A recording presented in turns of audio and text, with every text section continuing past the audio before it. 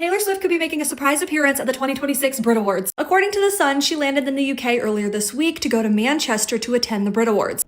Stop everything because this power couple is serving drama, dominance, and designer gifts all at once. First up, insiders say Taylor Swift might have an awkwardly iconic run-in with an ex at the 2026 BRIT Awards, and the internet is already bracing for impact.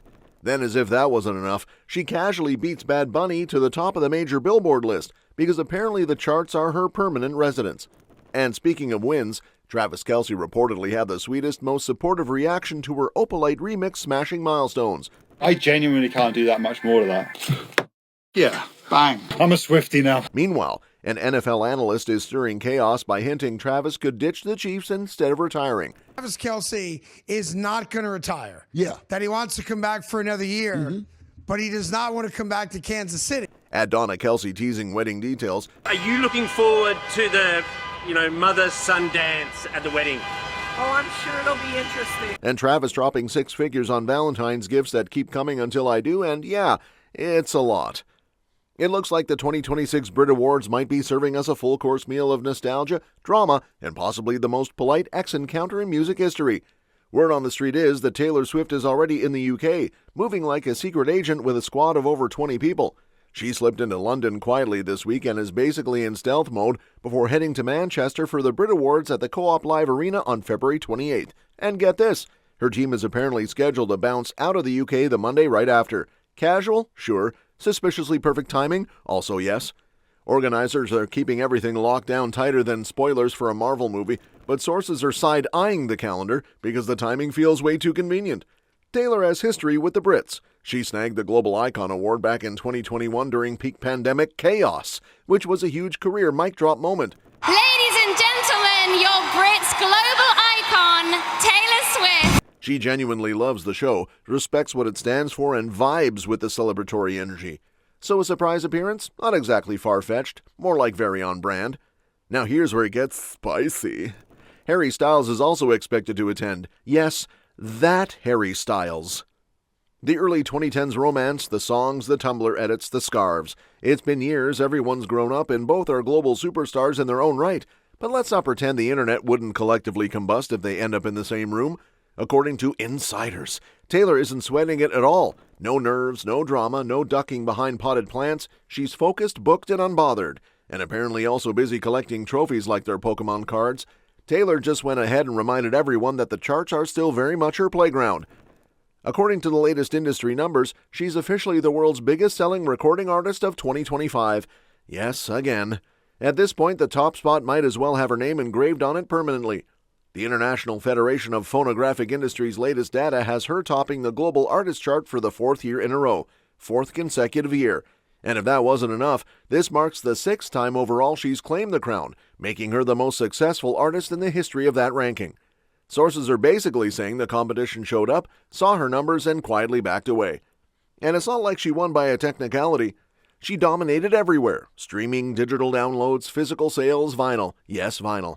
In 2026, the girl has fans buying records like it's 1989, which is ironic and iconic at the same time. Every format, every market, every continent, she's there. Meanwhile, Bad Bunny, who is no small name in the global music game, had to settle for looking up at her on the list. That's not shade, that's just math. A huge chunk of this victory lap comes from her 12th studio album, The Life of a Showgirl.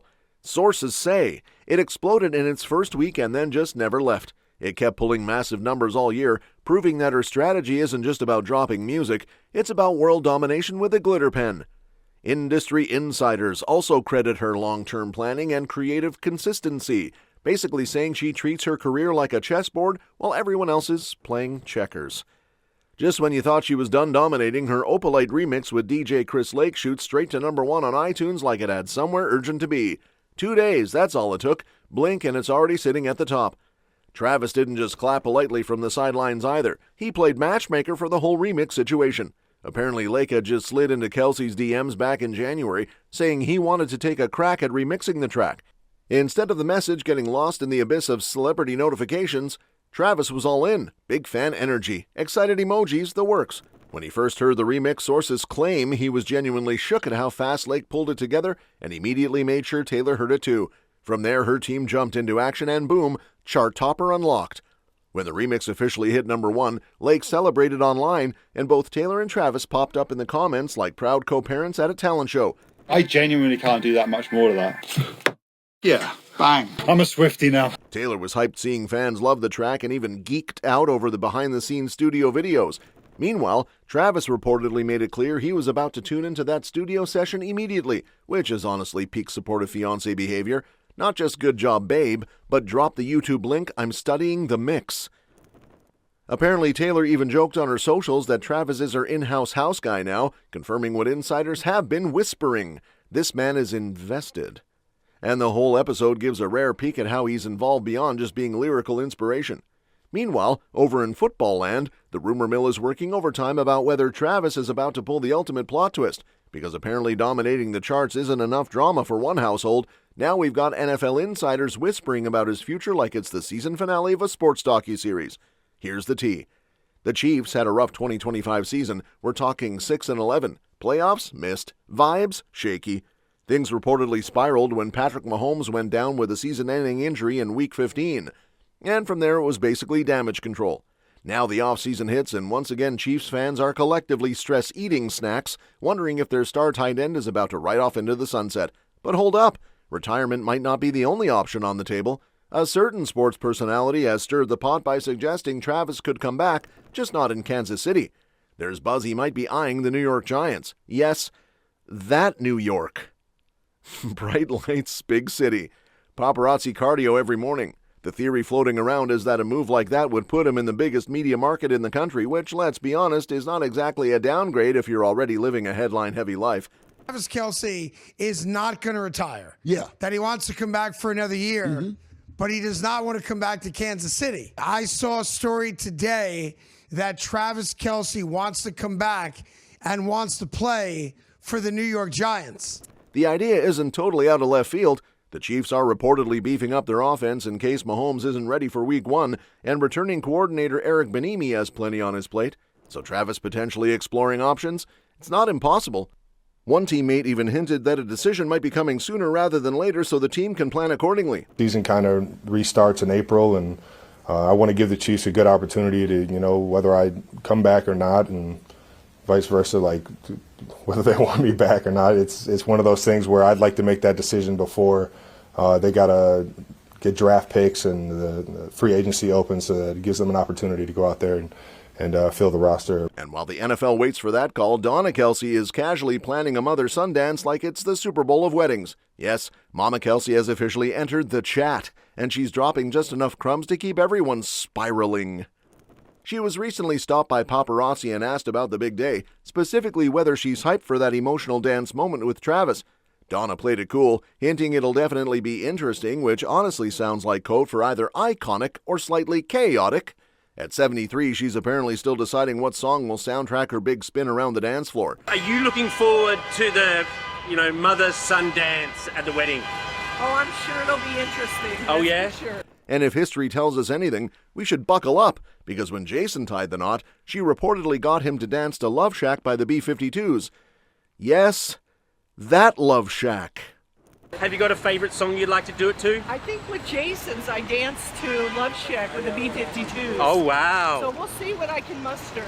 So if Travis thinks he's escaping a funky throwback moment, sources suggest he might want to think again. And in case you were wondering whether she had to sign some ultra-secret top-level NDA to even breathe near wedding details, Donna shut that down fast. She made it clear no paperwork was necessary because everyone trusts her to keep things zipped. Did you have to sign an NDA, even though you're the mother? No. No, they know I can keep a secret. Okay. Meanwhile, a certain British talk show host spilled that he did have to sign multiple NDAs after scoring an invite, dramatically insisting he could say absolutely nothing. The mystery is practically wearing a tux at this point. Who invited you to her wedding? I can say nothing. That means it's happening. I've signed so many NDAs. And apparently so is Travis, because this man turned Valentine's Day into a full-blown luxury award show for very one lucky bride-to-be.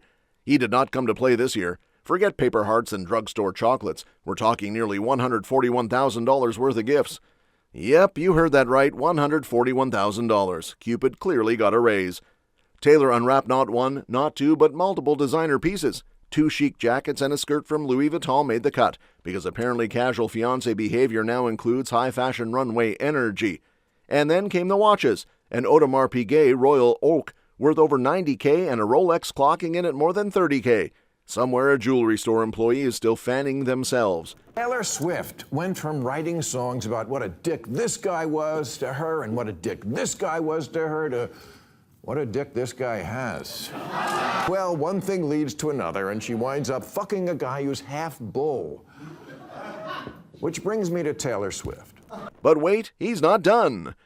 Travis is launching what might be the most romantic flower subscription plan in human history. Starting 100 days before the wedding, he's reportedly sending bouquets on milestone countdown days, 100, 50, 30, and then every single day during the final month. Roses in every color, hydrangeas, orchids, basically turning her space into a botanical garden with better lighting. He wants her surrounded by her favorite blooms and feeling overwhelmed in the best possible way. Sir, we see you. This was their first Valentine's Day since getting engaged last August, and he wanted to go all out. The engagement post alone sent fans into meltdown mode, with their cheeky caption joking that an English teacher and a gym teacher were getting married. The internet has not recovered since. Reports still point to a summer ceremony, possibly June 13th in Rhode Island, though insiders insist they're not rushing anything and are soaking up the moment. That's all for this video, folks. We'll see you next time.